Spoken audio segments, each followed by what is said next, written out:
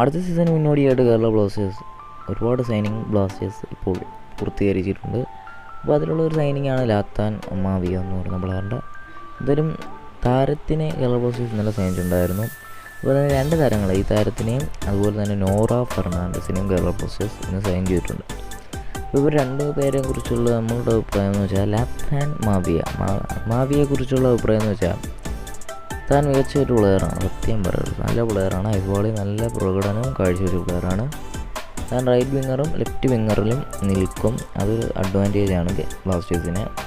പിന്നെ രാഹുൽ കളിച്ചില്ലെങ്കിൽ രാഹുലിനെ ബെഞ്ചിരിക്കാം. ഓക്കെ, പിന്നെ മറ്റേ കാര്യം, അതായത് നോറ ഫെർണാണ്ടസിനെ കുറിച്ച് പറയുകയാണെങ്കിൽ ആൾ തരക്കേടില്ലാത്ത പെർഫോമൻസാണ് ഇപ്പോൾ കാഴ്ചവെച്ചുകൊണ്ടിരിക്കുന്നത്. എന്തായാലും അതിലേക്ക് നല്ല പെർഫോമൻസ് തന്നെയാണ് താൻ കാഴ്ചവെച്ചത്. ഏത് ടീമിലാണെന്ന് ഞാൻ ഓർക്കുന്നില്ല, എന്തായാലും കളിച്ച ടീം നല്ലോണം കളിച്ചിട്ടുണ്ട്. പിന്നെ കേരള ബ്ലാസ്റ്റേഴ്സ് തായ്ലൻഡിൽ പോകുന്നത് നമ്മുടെ അമ്മാവിയുടെയൊക്കെ പെർഫോമൻസ് നമുക്ക് കാണാം. അതുപോലെ തന്നെ നോറ ഫെർണാണ്ടസിൻ്റെ പെർഫോമൻസും കാണാം.